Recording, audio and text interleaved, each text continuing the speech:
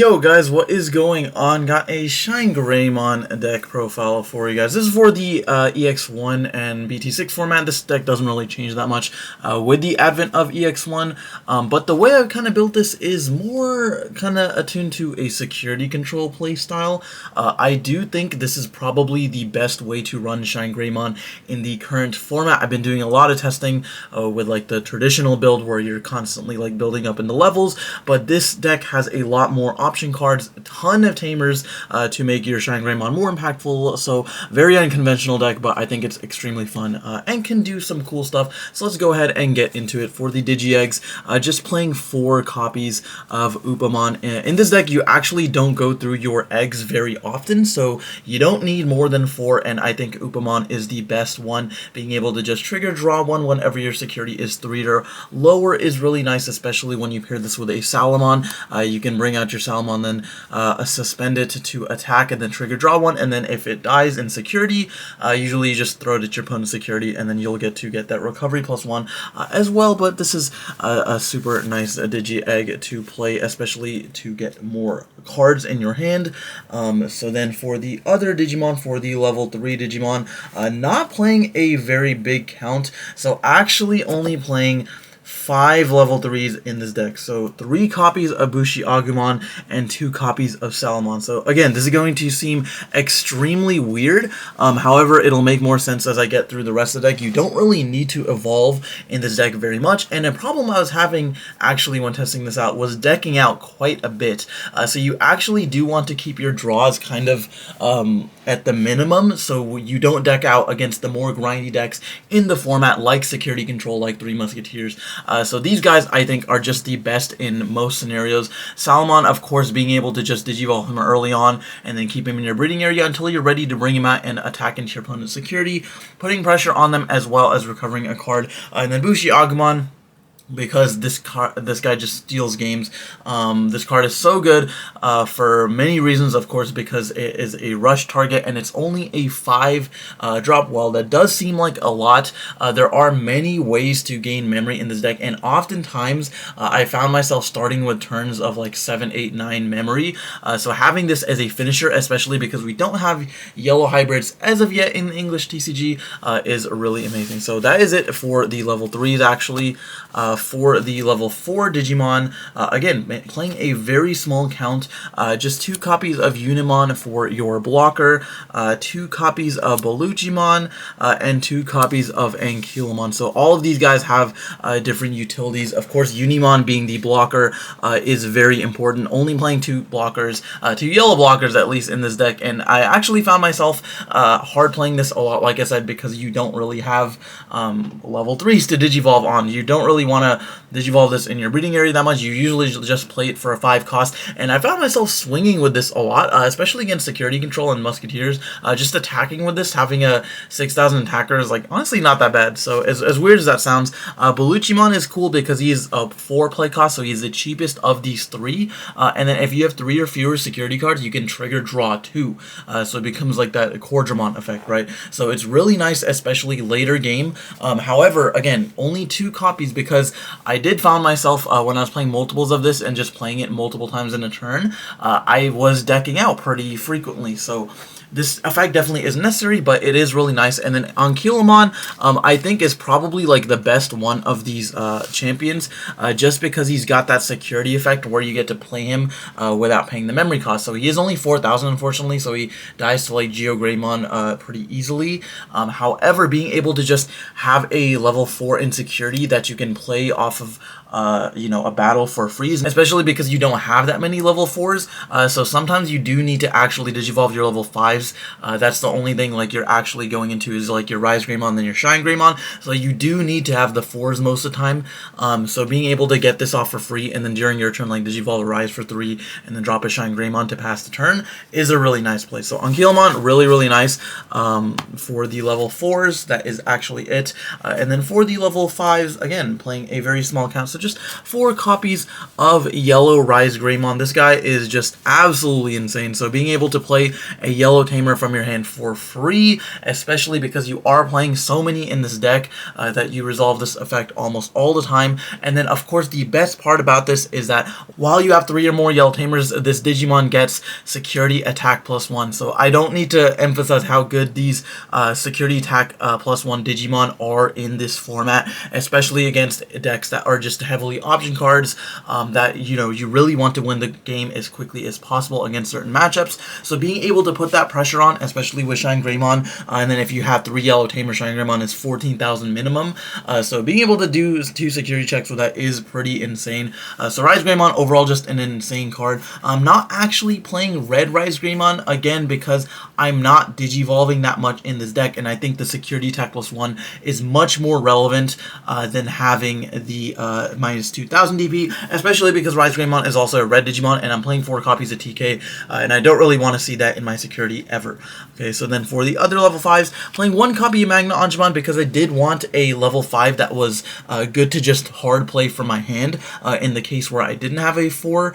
So you can just hard play this for 7, recover 1, and then the following turn you can just drop a ShineGreymon, and it feels insane. And then the last copy, the last card here, which was actually a second Magna Angemon, but throughout testing, I actually swapped it with a Shakumon here. So this card is great for multiple reasons. For one, and this actually goes for ShineGreymon as well, they are an 8 play cost. Okay, 8 play cost is a really important threshold because that actually gets around Gewaltstormer. So if you have multiple copies of Digimon on the field, you don't want to lose to Gewaltstormer, especially because your monster count in this deck is very low. So losing to a card, losing to a board wipe like that is just sets you back so far. So 1, he's an 8 play cost, but 2, he has the effect where all of your opponent's Digimon with no Digivolution cards gain security attack -1. So this card is super amazing against Rookie Rush, really good against 3 Musketeers because they play everything from their hand, and then just prevents your opponent from really going wide per se, especially because this is a slower deck, so you do need to take your time. So I found this card saving more security cards than a second copy of Magna Angemon did, but again, these both are fantastic in their own right. So that is it for the level 5s, and then for the 6s, of course, playing the main man himself, one of my favorite Digimon in this game, 4 copies of ShineGreymon. So this card, I still think, has a very, very high ceiling. When digivolving, you suspend all of your yellow Tamers, and for each Tamer you suspended this way, activate the following effect, minus 4,000 to one of your opponent's Digimon, and you can trigger that as many times as you want on a single Digimon, or spread it up however you like. If your opponent got an 8,000 Digimon and a 4,000, you could stack 2 of them on the 8,000, or you could do 4 and 4, or whatever. You guys get my drift. So that's already amazing, but then of course, your turn, this Digimon gets plus 1,000 for each Tamer you have, so if you've got 5 Tamers on the field, it becomes 16,000 during your turn, being able to beat over any problematic Digimon, or being able to swing its security, not having to worry about dying at least to a Digimon. So ShineGreymon, again, still a very powerful card. The main issue that he has in this current format is just being a little bit too slow, in the sense that you rely on having a lot of Tamers in play. There are many other Digimon that have similar high impact effects where you don't need to have any setup cards, like Genkumon, or even other yellow Digimon like Lord Nightmon or Mastamon, right, or slash Angemon, Valderarm, etc. So there's lots of other Digimon that have these DP reducing effects, or even just deletion effects straight up, that don't require as much setup. However, ShineGreymon has the potential to be a complete board wipe. If you've got at least like 4 or 5 Tamers on the field and you drop this guy, your opponent is going to feel it. Okay, so this guy is just absolutely crazy. And then for the other yellow level 6s, playing 1 copy of Magnadramon and 1 copy of Sakuyamon. So I did want just a couple other utility cards. So Magnadramon, of course, for the recovery, because this is a security control-esque type deck. It does play a lot of Tamers and option cards, lots of stuff you would like to see in security. And then Sakuyamon, of course, again, against those very problematic Mon matchups, and Jesmon just slows them down quite a little bit. And I think you only need 1 in this deck because you have so much draw power and searchability, as opposed to something like security control, where you don't. I think you see this pretty often. So that is it for the level 6s. And then now, for all the other spicy techs, playing 1 copy of Craniamon, 1 copy of Mechanorimon, and then 1 copy of Ornismon. Okay, so these are like the spicy one-ohs that I think are just overall really solid cards to include in any sort of like slower paced control deck. Craniumon, of course, counters so many decks in this meta, being able to protect your blockers via card effects. Also protects Unimon, since those are blockers as well. And then Mechanorimon being able to play this against any Rookie Rush deck, any Bond deck, any deck that's trying to go wide, and at least buy yourself a couple turns until they out it. And if they don't have it out, well then you're just going to have a fun time deleting all their stuff with ShineGreymon. So there's been a lot of times against Bond decks, Rookie Rush decks, where I play this in the first couple of turns, and then I need to wait a little bit to set up my Tamers, and then by the time they out it, I just drop a ShineGreymon on them and then blow up their whole field, and then it's GG's after that. And then Ornismon, lastly, I just wanted like 1 extra card. This was originally a second Mechanori, but I just wanted 1 extra card that like put pressure on my opponent, because again, if you're playing against a deck that has ways to out your Digimon, or ways to prevent you from going into ShineGreymon, you need some sort of Digimon that can put pressure on your opponent, that can actually, do damage to their security, because a lot of times, playing this version of the deck, for like the first 5 or 6 turns, you're really like not attacking at all. You're just setting up your Tamers, setting up your Digimon, and then once you finally go into ShineGreymon, then you're able to attack. Okay, but I just wanted 1 other card that had like a security attack +1 effector, or some sort of effect that would allow me to put pressure on my opponent, and then it also eats up any hits from my opponent's option cards. It'll take the fall for something like ShineGreymon if I drop this and they need to deal with it immediately, and then my ShineGreymon is clear to come out onto the field. Okay, so that is it for the kind of spicy text, and then for the Tamers and option cards. So first of all, playing 4 copies of TK Takaishi. So TK, of course, I think is the best yellow Tamer in the game. And that's going to continue to be the case for the foreseeable future. So recover +1 after you look at your security and choose a card from it, and if it's yellow, of course, you get that recovery. Pretty much every card in this deck is yellow, aside from the 3 I just showed you a little bit ago. Being able to set your memory at 3, of course, is very essential as well. So I think TK is for sure the most important Tamer in this deck, but I'm basically maxing out on every playable Tamer in this deck. So then for the other ones, playing 4 copies of Kari Kamiya. So again, you just need the number of Tamers. You need to see them very often. A lot of times with the old version of ShineGreymon I was playing, the games you lost, you just didn't see any Tamers. So I wanted to mitigate that as much as possible by just literally stuffing like every good yellow Tamer in this deck. Okay, so Kari, if you have 3 or fewer security cards, gain +1 memory.